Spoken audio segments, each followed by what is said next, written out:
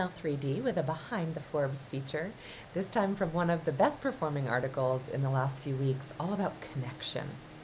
And look, not a shock that people are clicking through to think and read and learn about connection in this moment when we are lonely, we are disconnected.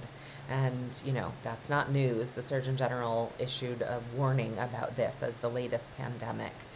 That we are disconnected from each other, and it's more dangerous than smoking a pack, 2 packs of cigarettes a day. It's really bad for us to be lonely and disconnected. And for many of us, work is a primary source of connection. We spend more waking hours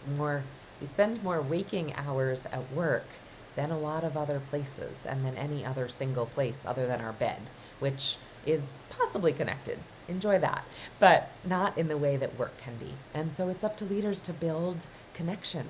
And it's not easy in this moment of digital separation, physical separation with remote work, political separation, economic gaps, right? There's all kinds of things splitting us.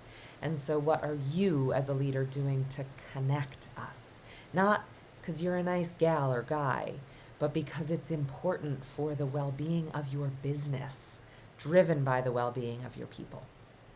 And so I cited there's a bunch in there. Of course, we have to talk about Brene Brown. There's a reference to the Surgeon General Vivek Murthy's report and comments about connection, and a brilliant professional named Jennifer Eisenreich. She was a principal of a school. And so goodness, the leadership lessons that she draws from that experience with kids, with teachers, with parents, with, district regulators and officials.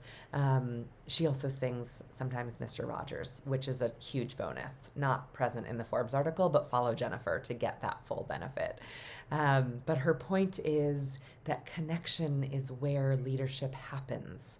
There might be technicalities around getting the school credential up to date and protecting parents and kids in a pandemic and dealing with teachers who need to be teaching remotely or hybrid. Of course, those are important things, and you have your own in your leadership role. And ultimately, the work of a leader is connection. She calls out that kindness is not weakness, empathy is not a liability, and just has brilliant stories and points and other research in the field that she cites to really build this case that to be a leader is to be a connector, and all of your problems rest, all of your solutions to all of your problems rest on keeping, maintaining, building, deepening, protecting those connections with the people around you as a leader. So check that one out. It seems to have been really resonant with a lot of folks in the community. Stay tuned for more.